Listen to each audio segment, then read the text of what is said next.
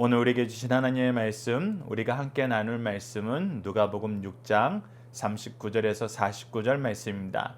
누가복음 6장 39절에서 49절 말씀 제가 봉독해 드리도록 하겠습니다. 또 비유로 말씀하시되 맹인이 맹인을 인도할 수 있느냐? 둘이 다 구덩이에 빠지지 아니하겠느냐?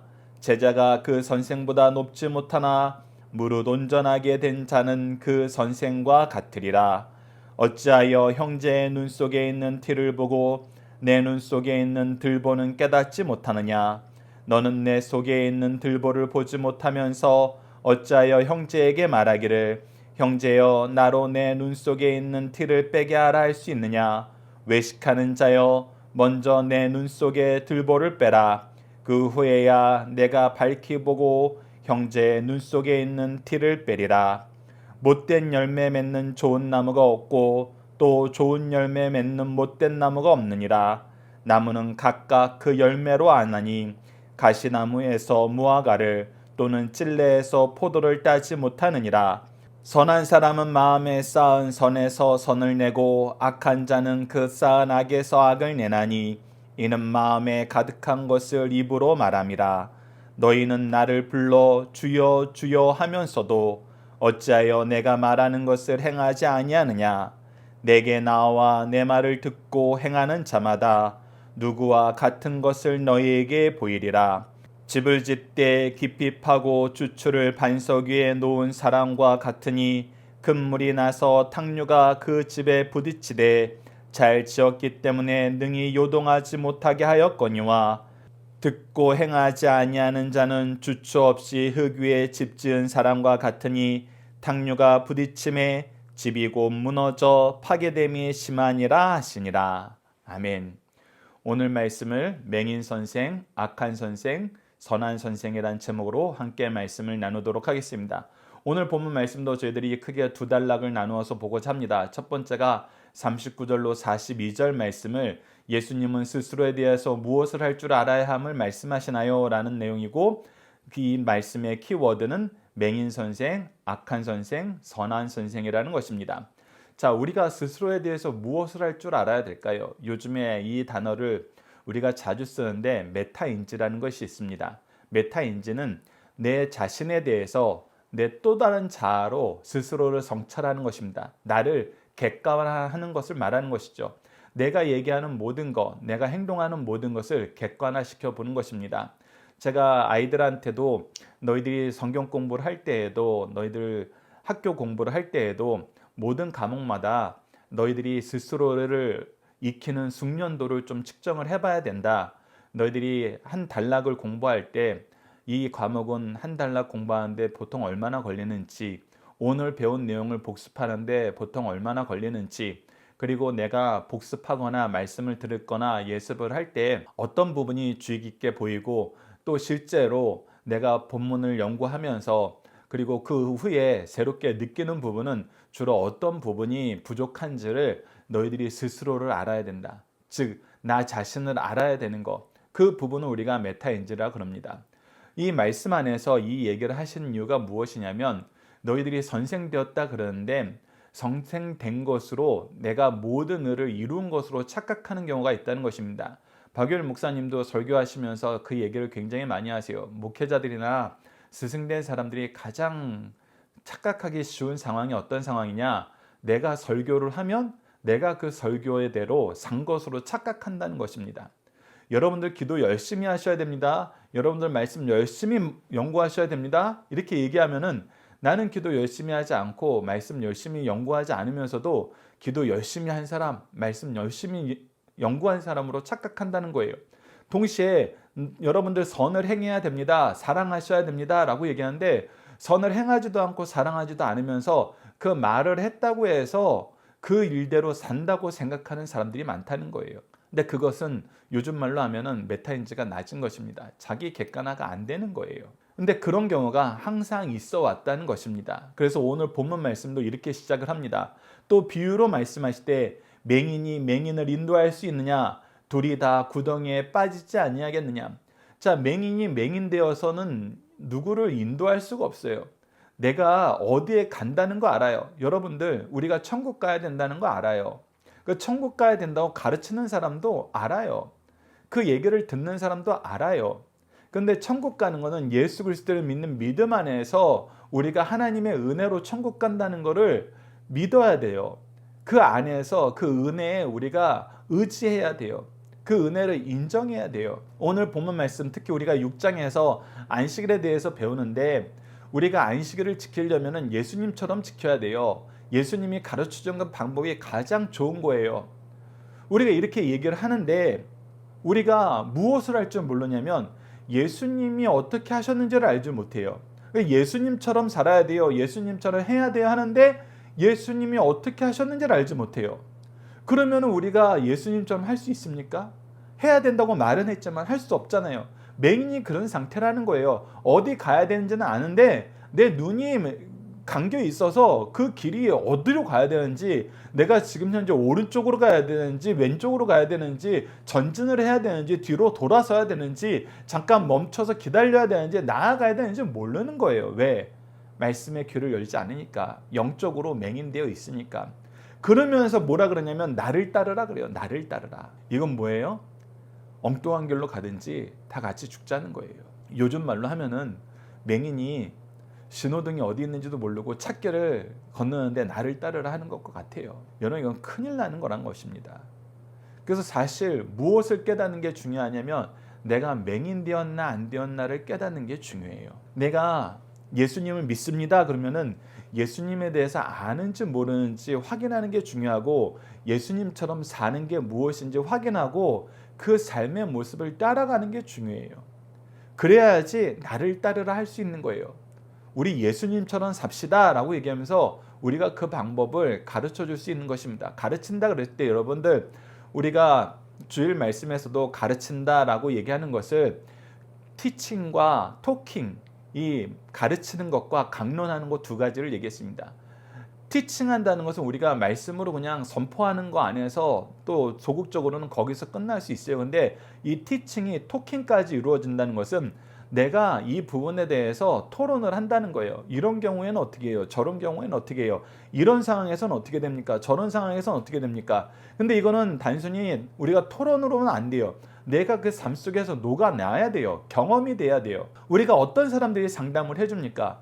그 상담의 경력이 풍부하고 그 상담을 받아서 고쳐본 사람이, 그 연약함을 이겨본 사람이 그 상담을 해줄 수 있는 거 아니에요. 그래서 많은 사람들이 자기의 연약한 부분을 이긴 사람에게 가서 상담받는 거 아니에요. 그것처럼 우리가 영적인 상담을 해준다는 거는 우리가 영적으로 하나님의 말씀으로, 하나님의 말씀대로 그것을 이겨본 적인 경험이 있어야지 토킹이 되는 것입니다. 그래서 우리가 이 내용을 하려면은 우리가 열심히 경험하고 열심히 적용해야 돼요. 열심히 살아야 돼요. 그렇지 않으면 안 된다는 것입니다. 40절을 보십시오. 제자가 그 선생보다 높지 못하나 무릇 온전하게 된 자는 그 선생과 같으리라. 그래서 우리가 자녀들이 왜 이렇게 안 돼? 뭐가 이렇게 안 돼? 저는 사실 이 말씀이 정말 얼마나 교만한 얘기였는지 깨닫게 되는 말씀 중에 하나가 무엇이냐면, 요즘 애들은 왜 그래? 이 말이 얼마나 교만하고 얼마나 미련한 말씀인지 성경을 보니까 깨닫겠어요. 요즘 애들 왜 그래? 라는 데에서는 무슨 의미가 있어요? 요즘 애들은 우리 때와 다르게 엉망이야 라는 의미가 있잖아요. 요즘 사람들은 왜 신앙생활 그렇게밖에 못해? 요즘 애들은 왜 그렇게밖에 못 살아? 요즘 애들은 왜 중요한 게 무엇인지 모르지? 요즘 애들은 왜 이렇게 두렵고 겁나는 게 없지? 근데 여러분들 40절 말씀을 대입하면 왜 그런 거예요? 선생이 바르게 인도해 주지 않았기 때문이에요. 우리가 열심히 하면은 온전하게 된 자는 그 선생과 같으리라 얘기했어요. 그 선생이 아는 것을 알게 돼요. 우리가 예수님을 열심히 가르쳐주고 열심히 보여줬으면, 그리고 그들과 함께 이것을 가르쳐주는 것이 우리 삶의 최우선이 되었고, 이것을 위해서 우리가 가진 시간과 재능과 물질을 다 쓴다는 것을 아이들이 경험했으면은 여러분 최소한 인정해요. 근데 정말 놀라운 게 믿음의 역사는 뭐에서 시작한다고요? 인정하고 의지하는 거에서 시작한다고요. 인정하고 의지하는 게 믿음의 삶이에요. 그래서 인정하는 게 가장 중요합니다. 근데 우리 아이들이 우리가 사는 삶을 인정하지 못하겠는 거예요. 왜? 이것이 41절과 42절 내용에서 있는 것입니다. 여러분들의 삶이, 부모님들의 삶이, 교회 선생님들의 삶이 너무 외식적인 거, 위선적이라는 것입니다. 말로는 그렇게 하는데 행동하는 건 없다는 거예요. 외국 속담에서도 내가 말하는 대로 하고 내가 행동하는 대로 하지 마라는 속담이 있어요. 그거는 우리 부모 세대가, 스승 세대가 얼마나 외식하고 위선적인지를 계속 가르쳐 주는 거예요. 우리 부모 세대가 까딱 잘못하면 그 안에 빠진다는 거예요. 그래서 41절로 42절이 사실은 내가 동등한 사람 입장에서만 항상 적용되는 말씀이 아니라 내가 스승 되었을 때, 부모 되었을 때 더욱더 열심히 해야 된다는 거예요. 아이들한테 열심히 공부해라, 열심히 일해라. 근데 엄마 아빠는 맨날 집에서 놀아요. 드라마 봐요. 어디 놀러 다니고 즐기는 거 좋아해요. 예배 잘 안 드려요. 기도 안 해요. 찬양하는 모습 한 번도 본 적이 없어요. 근데 하나님 의지하면서 살아야 된대요. 안 돼요. 아닌 거예요. 보십시오. 어찌하여 형제의 눈 속에 있는 티는 보고 내 눈 속에 있는 들보는 깨닫지 못하느냐.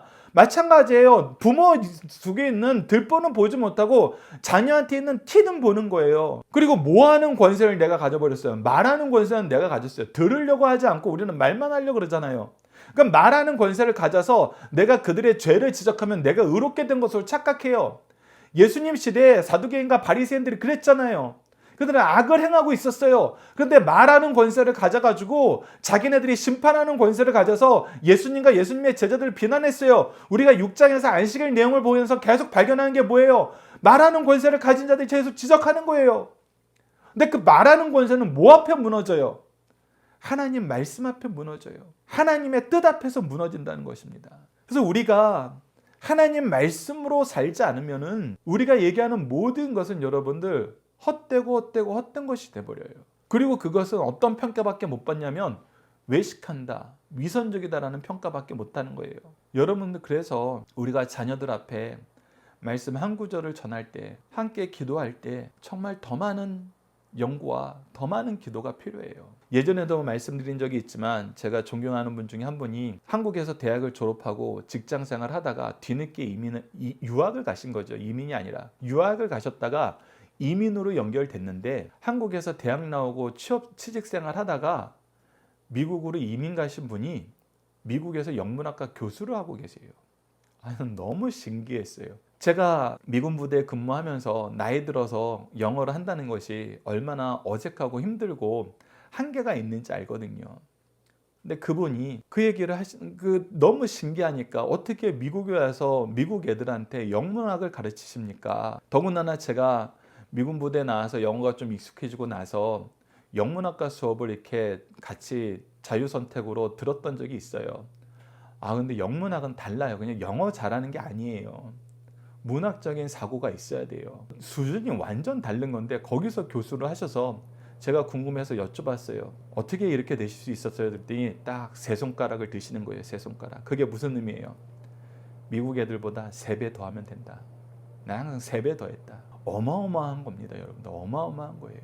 근데 제가 이것을 또 어디서 느꼈냐면 박효일 목사님이 말씀 준비하는 것을 통해 느꼈어요. 제가 어렸을 때에는 나는 새벽 예배부터 목사님이 설교하는 모든 예배 빠지지 않기 때문에 목사님이 쓰신 책은 읽을 필요가 없어. 난 설교 다 들어. 이렇게 살았어요. 근데 제가 책을 만들기로 작정하고 이제 그때서야 목사님이 주보에 설교 원고를 실어 놓은 거를 책으로 묶어 놓은 걸 하나씩 보기 시작한 거예요. 왜? 내가 물건을 파는데 내가 파는 물건에 대해서 내가 더 잘 알아야 되니까. 근데 그때 깜짝 놀랐어요. 박효일 목사님이 설교 원고를 주보에 다 실어서 보통 A4로 편집을 하면은 16페이지 정도 돼요. 그러니까 보통 A5로 16페이지고 A4로는 이제 8페이지에서 10페이지 사이의 원고를 항상 실었어요. 그랬는데 설교 시간에 설교하신 내용이 많으면 반, 보통 3분의 1 하고 끝나시는 거예요. 여러분들 생각을 해보십시오. 내가 준비한 설교가 3분의 1밖에 못한다고 끝나고 생각을 해보세요. 그러면 사실 사람이 어떻게 변할 수 있냐면 이제 다음부터는 이렇게 많이 준비 안 하고 3분의 1만 준비해야지 하고 사람의 마음이 변할 수 있어요. 근데 안 그러신 거예요. 평생을 많아야 반밖에 못하는 그 설교 원고를 평생을 준비하셨어요. 평생을. 은퇴하실 때까지. 근데 그러다 보니까 그 결과로 강해집이 나오게 된 거예요. 근데 이 얘기를 왜 하냐면 박효일 목사님이 설교를 준비하실 때 최소한 몇 배를 더 준비하신 거예요? 최소 보통 2배에서 3배를 더 준비하신 거예요. 2배에서 3배를 말하는 것으로 준비한다 그럴 때는, 말하기 전에 글로 준비한다 그럴 때는 여러분들 말하는 것보다 한 5배는 더 준비해야 됩니다. 말은 임기응변으로 할 수 있어요. 그런데 원고를 준비한다는 건 여러분들 생각이 달라요. 완전 차원이 다릅니다. 그러니까 3배를 더 준비하는 거예요. 거기서 제가 부모가 되고 나서 경험한 게 그거예요. 우리가 자녀들을 바르게 양육하려면, 우리가 의의 길로 말씀으로 기도로 인도하려면, 우리가 말씀을 가르치는 거, 우리가 만나서 기도하는 것보다 정말 최소 3배는 더 해야 돼요. 3배는 더 해야 되더라고요. 제가 주일 예배 때도 말씀을 3번은 반복해야 됩니다 라고 얘기하는 게, 이 3번을 반복하기 전에 준비하는 사람들이 이미 3번을 반복하고 온 거예요. 제가 이제 리더 모임을 지도할 때에도 이 리더들이 각자 자기 위치에서 말씀을 전하기 전에 제가 편집하면서 먼저 한번 준비하고, 방송 만들면서 한 번 더 준비하고, 리더들 교육시키면서 한 번 더 준비하고, 그러니까 총 3번을 먼저 준비해서 가르쳐서 그 다음에 각각의 리더들이 또 저랑 배운 거, 평일날 자기가 한 거, 저랑 같이 공부한 거, 그리고 이제 제자들에게 직접 가서 하는 거. 그래서 최소 3번은 가르치고 3번은 그 내용을 보는 거예요. 그럴 때 우리가 가르칠 수 있어요. 그럴 때 우리가 정말 자녀들에게 기도하는 모습을 보여줄 수 있어요. 그럴 때 사람들이 인정할 수밖에 없어요. 제가 아까 존경하시는 분, 미국에서 영문학과 교수하신다는 분 인정하게 되는 것처럼, 여러분들 3배를 더한다는 것은 보이지 않을 수가 없어요. 그랬을 때 사람의 기준으로 보는 것이 아니라 하나님의 기준으로 보게 돼요. 왜 우리 부모는 말씀에, 기도에, 예배에 이렇게 열심일까? 하나님은 어떻게 이렇게 열심히 살 수 있도록 우리 부모님을, 우리 목사님을, 우리 장로님을, 우리 권사님을, 우리 선생님을 어떻게 계속 채워주시고 지켜주실까? 여러분들 거기에서 우리를 통해 일하시는 하나님을 자녀들이 발견하게 됩니다. 그랬을 때에는 우리가 가지고 있는 대들보가 어떻게 해석되는지 아세요, 여러분들? 야, 우리 목사님 이렇게 연약한 대들보가 있는데, 야, 우리 부모님 이렇게 연약한 대들보가 있는데, 그래도 하나님이 날 위해 이렇게 귀하게 쓰시는구나. 이 연약한 분을 통해서 날 위해 귀하게 쓰시는 하나님의 역사를 보게 됩니다. 왜? 세상적으로 보면은 우리 부모들, 우리 목사님 별거 없거든요. 그런데 하나님이 부모를 통해서, 영적인 부모를 통해서, 영적인 스승을 통해서 나에게 이루시려고 하시는 거는 넘치도록 부어주신다는 거예요. 넘치도록. 그래서 여러분들 오늘 본문 말씀을 보면서 우리가 말만 하는, 스스로 깨어있지도 않고 행하지도 않으면서 말만 하는 맹인 선생이나 외식하면서 악한 선생이 되는 것이 아니라 말씀으로, 기도로 더 열심히 수고하는 선한 선생이 되어야 된다는 것입니다. 여러분들 이 말씀을 함께 묵상할 말씀을 통해서 한번 보도록 하겠습니다. 마태복음 23장 16절로 17절을 보시죠. 화 있을진저 눈먼 인도자여, 너희가 말하되 누구든지 성전으로 맹세하면 아무 일 없거니와 성전에 금으로 맹세하면 지킬지라 하는도다. 이 얘기는 뭐예요? 성전에 대해서는, 성전에서 예배 드리는 거에 대해서는 너희들 마음대로 해도 돼. 근데 성전에 헌금하기로 한 거 있잖아? 그건 지켜야 돼. 왜 이런 얘기를 하는 거예요? 성전에서 헌금 받아가지고 자기 배를 채우려고. 그러니까 하나님에 대한 것은 너희들 마음대로 해야 되는데, 나에게 해가 되는 것은 너희들 절대로 마음대로 해서는 안 돼. 이렇게 가르친다는 거예요. 그런데 예수님은 뭐라 그래요? 어리석은 맹인들이여, 어느 것이 크냐? 금이냐? 그 금을 거룩해 하는 성전이냐? 이렇게 얘기하는 것은 우리가 스스로 뭐가 된 거예요? 우리가 스스로 하나님보다 높아진 거예요. 여러분들 주일날 교회 안 나와도 돼요. 근데 11조는 꼭 하세요. 여러분, 이거는 11조를 망령되이 일컫는 거면서 예배를 망령되이 만드는 거예요. 하나님의 질서를 내가 만든 질서로 치환시켜버리면 우리는 하나님을 저주하고 하나님께 나아가는 길을 막는 사람이 되어버리는 것입니다. 얼마나 잘못된 것인지를 예수님이 지적해주고 계시는 거예요. 마태복음 7장 15절도 보십시오. 거짓 선지자들을 상가라, 양의 옷을 입고 너에게 나오나 속으로는 노력질하는 일이라. 거짓 선지자들은 가장 원하는 것이 자기 배예요. 자기 배.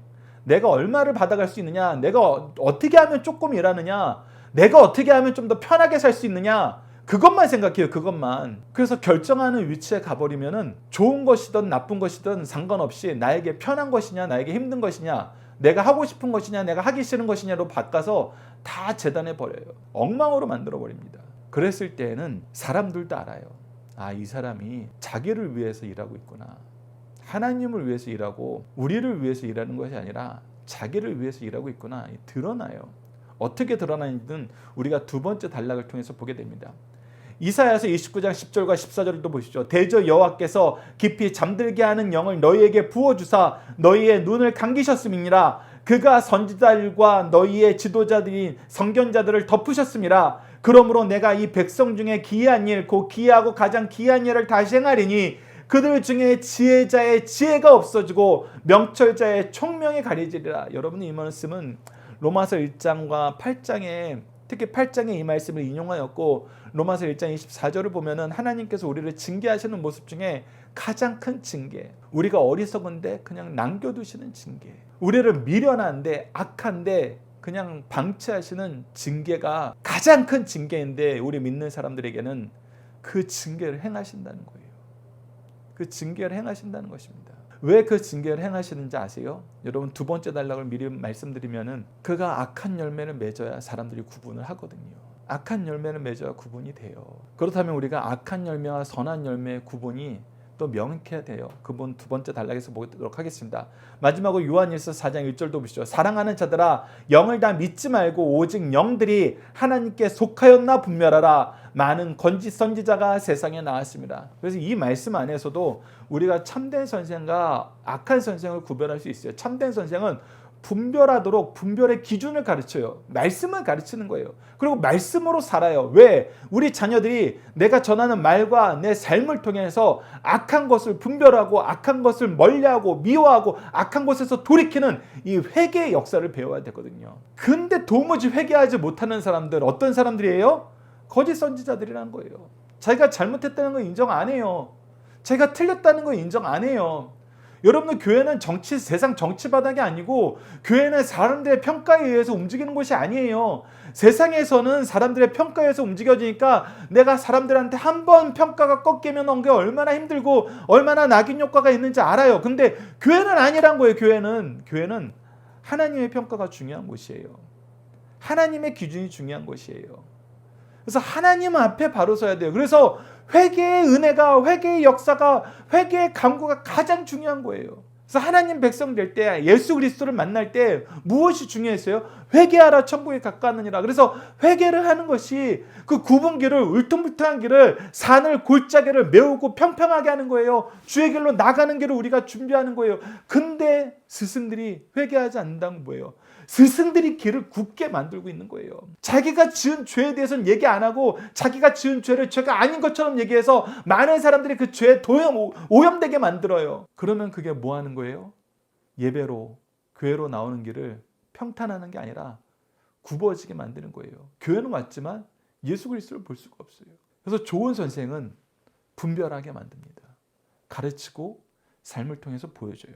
자, 두 번째 단락을 보도록 하겠습니다. 43절로 49절입니다. 우리가 그리스도인으로서 맺어야 하는 열매는 무엇인가요? 키워드는 선한 선생, 열매, 예수님 따라 예수님 같이입니다. 안식일에 대해서 6장에서 말씀을 시작하면서 안식일의 주인은 인자는 안식일의 주인이라. 내가 안식일의 주인이라. 그 뜻이 뭐라고요?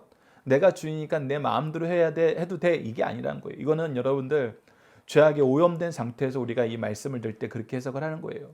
그런데 하나님이 창세기서부터 보여주신 모습, 예수님이 우리에게 보여주신 모습은 무엇이냐면 하나님은 하나님이 세우신 질서를 특히 우리 영적인 삶에 해당하는 질서를 함부로 변하지 않으세요. 구원의 질서를 변경시키지 않으세요. 하나님께 예배하는 모습을 임의로 바꾸지 않으세요. 바꾼 건 사람이에요. 영적인 질서는 하나님 앞에서 바뀐 적이 없어요. 도리어 영적으로 우리를 사랑하시기 위해 자연의 질서는 바꾼 적이 있어요. 근데 우리는 거꾸로 생각하죠. 자연의 질서는 못 바꾸는 거고 영적인 질서는 내 마음대로 할 수 있는 거. 그래서 우리가 그런 해석을 할 수 있는 것이 이유가 뭐냐면 우리가 죄악에 오염되어 있기 때문이에요. 그래서 우리가 안식일의 주인이다 그러면 우리는 어떻게 생각해요? 내 마음대로 할 수 있다 생각해요. 근데 아니라는 거예요. 예수님은 무엇이었다는 거예요? 안식일을 지키려면 나처럼 지켜라. 나처럼 지켜라. 주인이 지키는 대로 지키는 것이 가장 잘 지키는 것이다. 내가 가장 옳은 방법, 선한 방법, 하나님이 원래 이 방법을, 이 내 삶을 주신 이유를, 목적을 내가 가르쳐 주겠다. 그 내용이었어요. 그래서 그 안에 살면은 예수님 같이 예수님 따라 살게 돼 있어요. 근데 그것이 무엇으로 나타나요? 열매로 나타나는 거예요. 삶을 통해서 나타나요. 43절 보시죠. 못된 열매 맺는 좋은 나무가 없고 또 좋은 열매 맺는 못된 나무가 없느니라. 나무는 각각 그 열매로 아나니 가시나무에서 무화과를 또는 찔레에서 포도를 따지 못하느니라. 그래서 그 사람이 맺은 열매를 보면 우리가 알아요. 우리가 이 열매에 대해서 교회가 건전한 교회이냐, 목회자가 건전한 목회자냐라고 했을 때 제가 신학교 다닐 때서부터 계속해서 이것을 한국교회 기준으로 삼아야 된다라고 얘기하면서 많은 목사님과 교수님들이 가르쳐준 기준이 있어요. 그것이 무엇이냐면 교회는 새롭게 세례받는 사람이 많아지는 거예요. 유아 세례부터 시작해서 성년 세례까지. 그거는 결국 뭐하고 연결되냐면 내가 제자로 양육한 사람이 많아지는 거예요. 제자가 많아지는 거예요. 나를 통해서 예수 그리스도를 믿고 고백하고 시인하고 인정하고 선포하는 사람이 많아지는 거예요. 그래서 통계학적으로는 그 교회에서 세례받은 교인이 얼마나 되느냐가 그 교회의 건전성을 표하는 지표가 돼요. 교회는 엄청 많은데 새롭게 세례받은 교회는 거의 없어요. 그러면 사실 많은 학자들이, 많은 목사님들이 그 교회는 생명력을 상실한 교회라고 봅니다. 그리고 내가 제자가 한 명도 없어요. 설교는 엄청 잘한다고 소문이 났는데 그 교회 내에 제자라고 말할 만한 사람들은 없는 거예요. 그랬을 때는 그 목회자가 영적인 생명력이 충분하지 않다라고 평가를 한답니다. 그래서 열매는 무엇으로 보냐면 나를 통해서 예수 그리스도를 주로 시인한 사람이 몇 명이나 있느냐. 사실 성경은 끊임없이 그 기준으로 얘기해요. 끊임없이. 그래서 때를 얻든지 못 얻든지 말씀을 선포하라고 사도 바울도 디모데에게 가르쳤던 거 아니에요. 왜? 나를 통해서 예수 그리스도를 믿는 제자가 양육되는 게 중요하거든요. 이것을 우리가 기억해야 된다는 것입니다. 그래서 박유일 목사님은 집회에 가시면은, 외부 집회에 가시면은 주로 그 질문을 많이 해요. 여기서 담임 목사님 제자라고 생각하는 사람들이 일어나 보십시오. 그러면 사람들이 다 머뭇거려요. 제자라는 게 어떤 의미인지 잘 와닿지가 않는 거예요. 그래서 박유일 목사님이 해석을 해주세요. 왜 그게 있냐면 교회가 영적인 부모와 영적인 자녀, 영적인 스승과 영적인 제자의 연합에 의해서 이루어지는 걸 모르는 거예요. 그러니까 사람들이 교회에 대한 개념이 성경적이지 않은 거예요. 교회는 그냥 내가 어렸을 때 다녔으니까, 내가 직분자니까 직분자로서 참석해야 될 의무가 있는 것으로 착각을 하는 거예요. 물론 그 의미가 완전히 없는 건 아니에요. 근데 그 의미가 완전히 100% 다 커버하는 건 아니에요. 예수님께서도 제자 삼으시고 제자들에게 제자를 삼을 수 있도록 권세를 주셨어요. 그것처럼 제자 삼는 것은 굉장히 중요합니다. 그래서 다 설명을 해줘요. 담임 목사님과 함께 성경 공부를 해봤고, 담임 목사님의 말씀이 내 삶의 지표로 삼고, 담임 목사님이 하나님의 나를 위해서 세워주신 영적인 부모로 여기는 사람들 일어나 보십시오 하면은 그때서야 좀 일어나요. 근데 안타깝게도 정교인이 일어나는 교회를 본 적은 없어요. 우선 제가 따라간 집회에서는 없어요. 그 얘기는 뭐냐면 목사님을 그렇게 설명을 해줘도 영적인 스승으로 여기지 않는 사람들이 많다는 거예요. 교회에서 그냥 설교한 사람, 이것은 양쪽에다 책임이 있을 수 있습니다. 실제로 목회자가 그냥 설교하는 직업군으로 보였을 수도 있어요. 두 번째는 내가 교회를 나온다는 게 하나님이 나를 위해서 영적인 가족으로 이 교회를 허락하셨고 목회자와 그런 관계를 허락해줬다는 것을 시인하지 않으려는 사람들이 있어요. 근데 이 두 가지 경우 다 크게 잘못된 거예요. 근데 이 두 가지 경우 다 크게 잘못된 것은 무엇으로 고칠 수 있다? 예수님 따라 예수님처럼 사는 것으로 고칠 수 있다. 그래서 오늘 본문 말씀을 우리가 읽고 우리 교회의 모습을, 우리 삶의 모습을 돌아보는 게 중요하다는 것입니다. 45절 보십시오. 선한 사람은 마음에 쌓은 선에서 선을 내고 악한 자는 그가 쌓은 악에서 악을 내나니 이는 마음에 가득한 것을 입으로 말합니다. 여러분들 우리가 6장에서 교회의 모습을 보면서 이 부분을 봤잖아요. 예수님은 끊임없이 하나님의 말씀과 생명 살리는 일을 교회에서 해요. 그런데 사두개인과 바리새인들은 뭐예요? 이날을 예수님 고발하는 날로 바꿔요. 이날을 예수님 죽이려는 함정 파는 날로 바꿔요. 연약한 사람은 예수님 함정으로 예수님을 넘어뜨리는 수단으로 이용하려고 그래요. 열매가 다르잖아요. 입에서 나오는 것이 다르잖아요. 이것을 우리가 기억해야 된다는 것입니다. 46절부터 보십시오. 너희는 나를 불러 주여 주여 하면서도 어찌하여 내가 말하는 것을 행하지 않느냐. 너희들이 나를 주로 인정한다면은, 내가 하나님께로 받은 사람이라는 걸 인정한다면은 너희들이 내가 하는 그 일을 하고 나와 함께 이 일을 해야 되지 않겠느냐. 그래서 말로만 하고 자기 이득만 챙긴다는 거예요. 자기 좋은 것만 챙긴다는 거예요. 그러면 안 된다는 거예요. 그러면서 여러분들 다시 한번 강조합니다. 예수님은 이 말씀을 하실 때는 어떤 마음으로 하시는 거예요? 예의 나쁜 놈들은 당장 꺼져라, 이 얘기로 하시는 거 아니에요. 얘들아, 깨닫고 회개하고 돌아와라. 연약한 사람을, 미련한 사람을, 약한 사람을, 악한 사람을 예수님 입장에서는 다 고쳐야 될 대상으로 보시는 거예요. 치료의 대상으로 보시는 거예요. 내게 나와 내 말을 듣고 행하는 자마다 누구와 같은 것을 너희에게 보이리라. 그래서 너희들이 증상을 보면, 그의 삶의 변화를 보면은, 내가 치료해지고 있구나, 내가 건강해지고 있구나 깨닫게 된다는 거예요. 왜? 내 삶이 예수님을 닮아가니까. 집을 짓되 깊이 파고 주처를 반석 위에 놓은 사람과 같으니, 이런 사람들은 믿음의 반석 안에서 굳건한 삶을 산다는 거예요. 내가 내 삶을 주장하는 것이 아니라 하나님이 내 삶을, 예수 그리스도의 생명이 내 삶을 주장하는 성령의 인도하심을 받는 믿음의 기초가 단단하기 때문에 세상에 어떤 여건이 생겨도 흔들리지 않는다는 거예요. 내가 어떤 환경에 처하더라도 나를 통해서 나에게 맡긴 영혼을 내가 돌보는 일을 멈추지 않는다는 거예요. 여러분들, 교회가 영적인 부모와 관계라는 것을 사람들이 왜 못 느낄 때가 있어요. 부모는 어떤 일이 있어도 자식을 포기하지 않거든요. 근데 영적인 부모는 자기 기분만 나쁘면 그냥 쫓아내려고 그래요. 괴롭히려고 그래요. 그럼 어떻게 영적인 부모라고 인정하겠어요? 우리가 먼저 사랑하고 더욱 사랑하고 끝까지 사랑할 때 우리 자녀들은, 우리 성도들은, 우리 제자들은 이분이 나의 영적 부모가 맞구나. 우리가 그렇게 하면 어떻게 이단들한테 넘어가요? 어떻게 그 감언 이설에 넘어가요? 그들은 거짓 선생들인데, 이리들인데. 예수님이 보여주신 열매는 여러분들 계속 얘기하지만 먼저 사랑하고 더욱 사랑하고 끝까지 사랑하는 거였습니다. 무엇을 위해서? 예수 그리스도를 믿어 하나님 자녀 삼기 위해서. 요한복음의 주제가 이거지 않습니까? 여러분, 요한복음의 주제라는 것은 무엇을 얘기하냐면 예수님이 이 땅에 오신 목적이 그거라는 거예요. 우리가 예수 그리스도의 제자라면, 예수 그리스도의 일꾼이라면은 예수 그리스도의 목적이 우리의 목적이 돼야 돼요. 예수 그리스도의 목적이 우리 교회의 목적이 돼야 돼요. 예수 그리스도의 목적이 우리 리더들의 목표가 돼야 돼요. 목회자의 목회의 이유가 돼야 되고 목표가 돼야 되고, 예수님의 방법이 우리의 삶의 방법이 돼야 돼요. 그랬을 때에는 예배가 회복됩니다. 그랬을 때에는 교회로 가는 길이 평탄해집니다. 안 그래질 수가 없어요. 왜? 하나님이 하시거든요.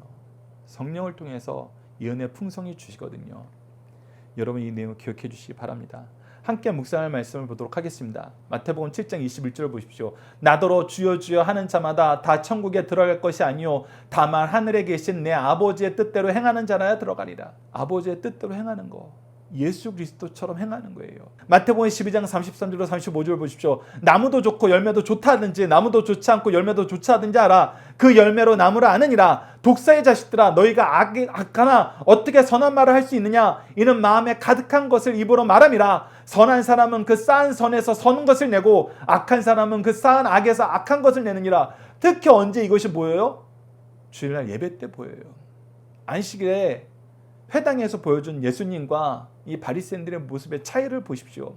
요한복음 10장 26절에서 28절을 보십시오. 너희가 내 양이 아니므로 믿지 아니하노다. 내 양은 내 음성을 들으며 나는 그들을 알며 그들은 나로 따르느니라. 내가 그들에게 영생을 주노니 영원히 멸망하지 아니할 것이요 또 그들을 내 손에서 빼앗을 자가 없느니라. 이 말씀 엄청 무서운 말씀인 거 여러분들 요한복음 우리가 예전에 나눌 때 들으셨죠? 듣지 않는 자는 예수님의 양이 아닌 거예요. 먼저 된 사람들이 그래서 더욱더 근신하면서 깨달아야 돼요. 나를 살펴볼 줄 알아야 돼요. 내가 누구에게를 가고 있는가? 내가 누구를 따르고 있는가? 너무나 부끄럽고 너무나 마음 아픈 말씀인데 이 말씀이 우리에게는 한 명에게도 적용되지 않도록 우리 승리하는 삶 가족 여러분들, 강성 성경 연구원 여러분들에게는 한 명도 이 말씀이 적용되는 사람이 없도록 간절히 기도합니다. 중심 사상 보도록 하겠습니다. 첫 번째, 진리의 눈먼 스승에게 진리를 배우면 진리의 눈먼 자가 됩니다. 진리이신 예수님을 보고도 진리를 보지 못한 맹인들에게 제자들이 진리를 배우고 있습니다. 이들은 다 같이 진리의 맹인이 되어 모두 망하게 됩니다. 그러므로 누군가를 가르치는 자는 반드시 자신이 먼저 가르치는 바를 바로 깨우쳐야 됩니다. 먼저 진리를 알게 된 자들이 이웃을 충고할 때는 반드시 겸손과 사랑으로 해야 됩니다. 그렇지 않으면 이웃의 잘못을 고칠 수 없고 이웃 간의 우정만 상하게 됩니다. 두 번째, 다른 사람을 책망하기 전에 자신부터 먼저 살피라는 것입니다. 남을 평가할 때는 엄하고 자기를 평가할 때는 후하면 결국 비난을 자초하는 것이 됩니다. 이 사람들이 메타인지가 안 되는 거예요. 자기 객관화가 안 되는 것입니다. 이런 사람은 자기의 큰 과오를 생각하지 않고 타인의 사소한 것만 크게 보고 책망하는 어리석은 사람입니다. 그러므로 남을 책망하기 전에 먼저 자기를 더욱 엄하게 보아야 됩니다. 사람은 지행일치, 언행일치한 삶을 살아야 됩니다. 말하는 것은 선하나 행동하는 것이 선하지 못하면 그 속에 선한 것이 없다는 증거입니다. 하나님의 영이 함께하는 사람은 반드시 선한 열매를 맺게 됩니다. 하나님을 인정하고 의지하면 반드시 선한 열매를 맺게 하세요. 마지막 세 번째입니다. 인생의 기초는 반석이신 예수 그리스도에 대한 신앙 고백 위에 세워져야 됩니다. 우리는 성경을 통해 견고한 기초, 말씀의 기초 위에 하늘의 소망을 두는 것이 얼마나 중요한지 배우게 되었습니다. 우리 인생의 기초는 반석 대신 예수 그리스도에 대한 신앙 고백 위에 세워져야 합니다. 예수님은 교회와 성도들에게 요긴한 모퉁이의 돌이 되십니다. 이 기초 위에 세워진 건물, 인생은 어떤 핍박이나 재난이 닥쳐도 흔들림이 없는 것입니다. 우리 자녀들과 함께하는 기도 훈련 내용을 가지고 함께 기도하도록 하겠습니다. 우리를 의의 길로 인도하시는 하나님, 우리를 위해 미리 준비하신 교회와 영적 부모를 통해 하나님의 말씀을 잘 배우고 잘 믿고 잘 전하게 하심을 감사합니다. 하나님이 교회를 세우신 뜻을 따라서 말씀으로 양육하고 기도의 옷을 입히면 자녀들이 잘 자라는데 도리어 우리의 욕심과 탐욕으로 말씀도 기도도 공급하지 않으면서 도리어 세우신 교회를 통해서 악을 행함을 용서해 주소서. 의의 열매, 생명의 열매, 승리의 열매를 맺는 가정과 교회가 되도록 먼저 기도하게 하시고 말씀과 예배가 회복되고 그 안에서 생명의 기쁨을 누리는 자녀들이 많이 배출되도록 도와주소서. 예수님 이름으로 기도드립니다. 아멘.